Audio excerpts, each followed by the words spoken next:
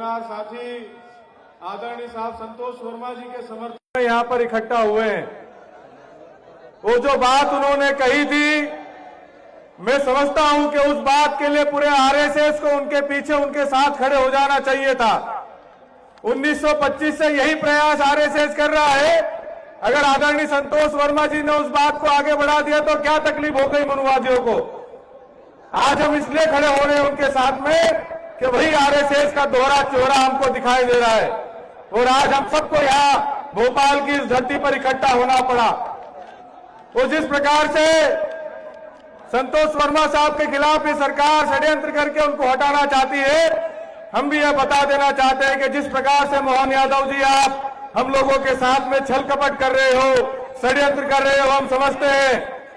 आप लोगों ने ओबीसी की तालियां लूटने के लिए ओबीसी के 13% होल्ड को हटाने की बात तो जरूर कही, क्योंकि आपको पता था कि आपकी कुर्सी हिल रही है। उस कुर्सी को बचाने के लिए आपने ओबीसी की बात कही कि मध्य प्रदेश का 50 से ज्यादा % ओबीसी उनके साथ में खड़ा हो जाएगा। हम इस षड्यंत्र को समझते हैं। जिस प्रकार से मनुवादी व्यवस्था षड्यंत्र करती है, हमको इस बात को समझनी होगी और तभी समझ में हमारे आएगी जब हम शिक्षित होंगे, संगठित होंगे और संघर्ष करेंगे। साथियों, हम लोग हमारे अधिकारों की लड़ाई को लड़ रहे हैं। हमारी किसी से व्यक्तिगत कोई लड़ाई नहीं है। हमारे महापुरुषों ने जो आंदोलन को बढ़ाया, हम उस आंदोलन को आगे बढ़ाने का काम कर रहे हैं। हम इस देश की डेमोक्रेसी के पिलर में हमारी हिस्सेदारी, हमारी भागीदारी की बात कर रहे हैं। हमें इस बात को समझने की जरूरत है साथियों कि हमारी लड़ाई किससे है और कैसे है। ये दल, जो मनुवादी दल है, ये सरकार है जो इस देश के एससी, एससी, ओबीसी, अल्पसंख्यक समाज के अधिकारों के खिलाफ षड्यंत्र करके भारतीय संविधान में बार बार बदलाव करके हमारे अधिकारों को खत्म करने का प्रयास कर रही है। हमें हुकार भरनी होगी इस सरकार के खिलाफ और ये बताना होगा कि इस देश में एससी, एससी, ओबीसी, अल्पसंख्यक समाज की एकता जिंदाबाद है, जिंदाबाद थी और जिंदाबाद रहेगी। सम्मानित साथियों, बाबा साहब अम्बेडकर को हमसे बहुत उम्मीद थी। बाबा साहब अम्बेडकर को उम्मीद क्या थी? बाबा साहब अम्बेडकर का जन्म 1891 में हुआ, लेकिन जब वो पढ़ लिख करके भारत आए तो इस देश की 21वीं सदी में पैदा होने वाले नौजवान युवाओं से, इस देश की 21वीं सदी में पैदा होने वाले बहुजन समाज से उम्मीद लगाई कि 21वीं सदी हमारी होगी। उन्होंने उम्मीद लगाई कि इसी 21वीं सदी में हम सत्ता की ओर अग्रसर होंगे और सत्ता की प्राप्ति को करेंगे।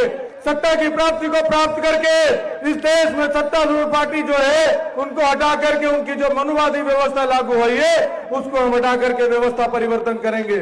तो बाबा साहब अम्बेडकर को खूब उम्मीद हमसे थी। उस उम्मीद पर खड़ा उतरने के लिए हम सबको काम करना होगा मेरे साथियों। हम सबकी जिम्मेदारी है। हम लोग एक डिमांड कर रहे हैं। हमारे माननीय राष्ट्रीय अध्यक्ष साहब विनय चंद्रशेखर आजाद साहब ने एक डिमांड करी कि हम केवल ओबीसी के 13% होल्ड को हटाने की बात नहीं कर रहे। हम ओबीसी को इस देश में आरक्षण, जो राजनीतिक आरक्षण एससी, एससी को मिलता है, हम वो आरक्षण की भी बात कर रहे हैं। तो हमें वो भी ध्यान रखना है मेरे साथियों। इस देश की आजादी के लिए हमको लड़ना है। हम सब लोगों की जिम्मेदारी है कि जिसको हमारे साथियों को अधिकार नहीं मिला, उनके अधिकारों की लड़ाई हम सबको मिलकर के लड़ना होगी। बहुत बहुत धन्यवाद। जय भीम, जोहर, जिंदाबाद, जय मंडल। जी बहुत बहुत धन्यवाद आदरणीय।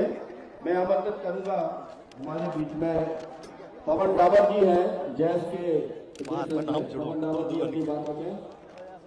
पवन डाबर जगह ही किसने घेर ली? साथियों वो जगह खाली उधर किसको ना सभी साथी बैठ जाए, जिसको जहाँ जगह मिल रही बैठ जाए।